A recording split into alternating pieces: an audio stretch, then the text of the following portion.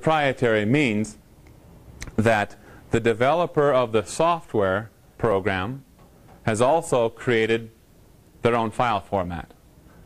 And it can only be read by that software. Years ago, when ArcInfo was started, and that's the mother of all GISs, we say,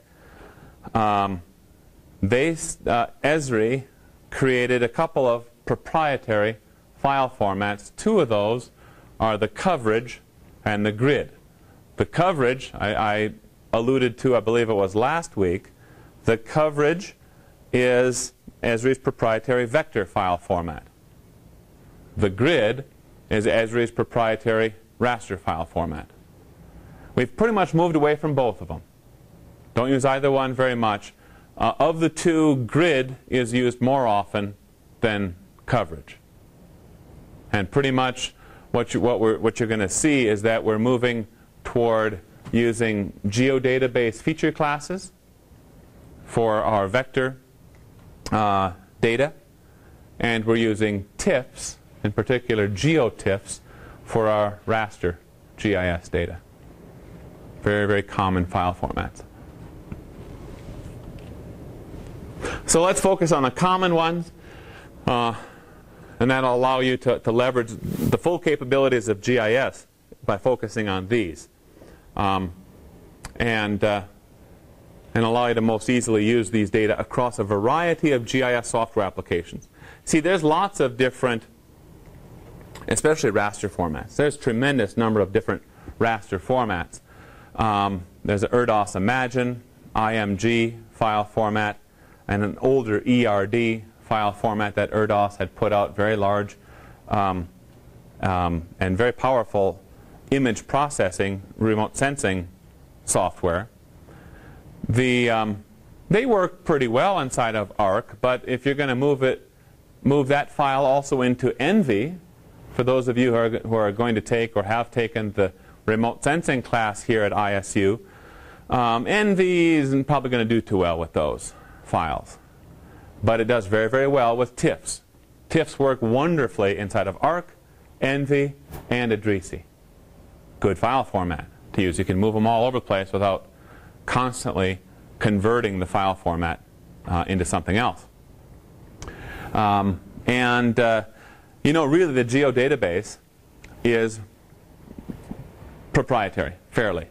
Not the same as a coverage, but it's something that is created inside of ArcGIS, and it's really going to work inside of ArcGIS. That's how it's designed to work. But it's also extremely powerful, and our only alternative for moving vector files around is what's called the shapefile. Okay, the shapefile, and a lot of times we do. We'll take a feature class that's in a geodatabase, export it out as a shapefile, and then import that into some other software like Idrisi or ENVI or whatever it is, and then work with it in there for some of our other research applications. Problems with the shapefile, though, is one, it's non-topological. That's a big problem. Because without it being topological, you don't know, and the system doesn't know, and that's even more important, the true area, the true length of those points, lines, polygons. Well, of those lines and polygons. Okay? So to get the most out of ArcGIS, we work with the geodatabase in the vector world and try to use TIFFs, GeoTIFFs in particular, in the raster world. So there we have a little summary of vector GIS. It's the geodatabase feature class. It's now considered the native ArcGIS data set. Leverages the full abilities of ArcGIS. You'll see that it always wants to default to a geodatabase when you're working with ArcGIS. It is a topological data structure. It's logically independent. What I mean by that is there's different flavors of a geodatabase, if you want to call it that. There's what we call the personal geodatabase that's built on Microsoft Access JET database engine. There's also what's called the file geodatabase we can use. There's what's called the personal ArcSDE geodatabase. And that's built on Microsoft's SQL Server Express. And then there is the professional ArcSDE geodatabase that's built on either IBM DB2, Oracle, or Microsoft SQL Server, or Informix, or the open source Postgres databases. Okay? Now the really, really nice thing, and the reason why we say that the geodatabase is logically independent, is that if we start building a geodatabase in personal geodatabase, as a personal geodatabase, and then for whatever reason we say, you know, we should have built this in SQL Server Express, or we should have done it as a file-based geodatabase. We don't have to start all over with the import process. It's as easy as drag and drop. Take your feature classes, or take them all, and drag them from the personal geodatabase and drop them onto your file-based geodatabase, or your SDE, ArcSDE geodatabase. And it's just going to do it. It'll give you a little table. Is this what you really want to do? Yeah, click OK. Go to it. The job is done. So it's logically independent. And what that really means behind the scenes is that the feature classes, or feature class itself, is not tied to a certain piece of software, like Microsoft Access or something like that. Okay? It also represents a scalable data structure, especially when we start working with ArcSDE Professional geodatabase. If we fill up all of the hard drive space on one server, that's okay. We can buy some more hard drive space on another server, pop it into the same rack system, let's say, and make that hard drive part of the SDE as well. We can actually build an SDE across campus servers, across the state, across the world. So extremely scalable data structure. And what you'll see as you start working with ArcGIS is that it's the geodatabase that will support enterprise GIS applications. So have you folks heard of enterprise? Just heard the word enterprise apart from Star Trek? Okay. No, haven't heard it? No. Well, that's a topic that we deal with in great detail in the IT for GIS class. But let's see if we can summarize it into a nice clean nutshell here for you.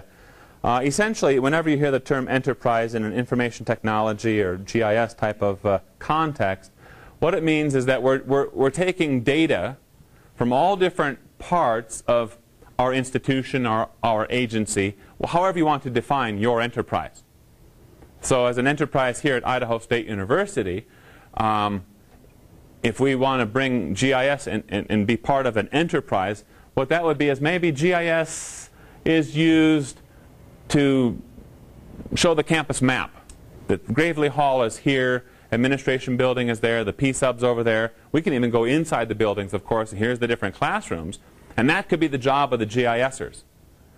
But what about where do the students go at different times? So the GIS people, you know, have to take like a spreadsheet and type in all that information again. Same information that the registrar keeps? No. In an enterprise system, the way it works is that connections are made between existing databases so that these classroom feature classes are connected to the registrar's information about classroom enrollments and all that good stuff. So once we make that database connection, then if I want to find Bryson now or tomorrow sometime, I could look up Bryson, right, maybe through the registrar, and I find out, oh, he's in this class, class XYZ. And then in an enterprise situation, I can immediately link to, it's a very seamless type of scenario, immediately link to the GIS data, and then I see the building, the classroom where Bryson is at that time. See? And then in addition to that, it could be maintenance type of stuff is tied into this enterprise, financial, payroll, all this stuff comes together. The whole job of the university comes together in an enterprise database type of system. And GIS can be a part of that. Okay? What about the shapefile? As I noted earlier, shapefiles are non-topological and right now have limited use in ArcGIS today. Esri is moving more and more and more away from shapefiles. They created shapefiles. They're the people who made it years ago. And I'll tell you, they first made, of course, the first development was the proprietary coverage. Okay? We talked about that a little bit. Coverage is topological. Powerful thing. But a coverage wasn't built onto a database, and it could never support enterprise implementations of GIS. So the one that can do it is database systems. That's the geodatabase. But when Windows came along, and everyone's getting all excited about the graphical user interface and the desktop and all these desktop applications that are coming out, GISers said, geez, that would sure be nice if we had a desktop GIS. And Esri responded to that, and they created a lightweight version of GIS called ArcView. And ArcView, if you really think about that name, ArcView was designed only for viewing GIS data. Originally, there was no intent on the part of Esri to make ArcView some place where you could edit data, do all this querying, create data, all that stuff like that. That was not in the cards. The place where you made all your data and did all that real work was ArcInfo, and when you want to view it, you'd use ArcView. And we used to joke, us ArcInfo folks, we used to joke that ArcView was boss-proof software. We could give our boss all the data he wanted, and he could play with it and color it up, you know, make it pretty, but he couldn't break it because he couldn't edit it. See? All he could do was look at it. And we'd quiet down our boss. Here's some new data. Play with it, you know. And then pretty soon we're like, hey, he did a nice job making that map. It looks a whole lot better than ours, you know. So it got really good at cartographic products. And people said, I want more, I want more. So then Esri built more capabilities into this desktop GIS, more and more and more over time. And one of the first things that they had to do is they had to come up with a file structure that was simple enough that it would display on these pretty small Windows computers. They weren't anything close to the power of the big Unix boxes where ArcInfo ran. We had to have something small, lightweight, that could draw real pretty up on Windows, which was weak in those days. So how do they do it? Well, let's strip off all the topological information because they're not going to be doing any editing, any querying, any of that kind of stuff. And let's give it to them. We'll call it a shapefile. Looks the same, doesn't have anything behind it. Right? So then the shapefile is born. But then as this whole thing evolved, ArcView evolved, and they started building in editing capabilities, and you can create shapefiles and do your digitizing inside ArcView. It's like, oh no. Now we've got this file system out there that's non-topological, too late to change it. We've got to live with it.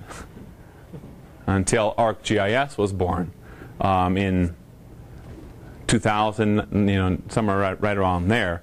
And then right around that same time, the geodatabase was created. Okay? So that's why, you know, that's how this thing was created. The only real good use of a shapefile now is it's used as a interchange format to import it or get it into other GIS software. Idrisi, for instance, reads shapefiles very, very well. Cannot read a geodatabase, cannot read a coverage. Okay? Map Window, the open source that's being created right here at ISU. The file format is open as far as shapefiles are concerned, so a lot of open source software uses the shapefile. And Map Windows does as well. So it's useful in that context as well. Raster GIS, the one that you really need to be familiar with, and that doesn't mean to ignore everything else, but the one that you're going to see a lot, the one that you probably need to become most familiar with is TIFF. TIFF, really, Tagged Image File Format. But in the Windows system, the extension is .tif, one F. When you use a TIFF, you have at your fingertips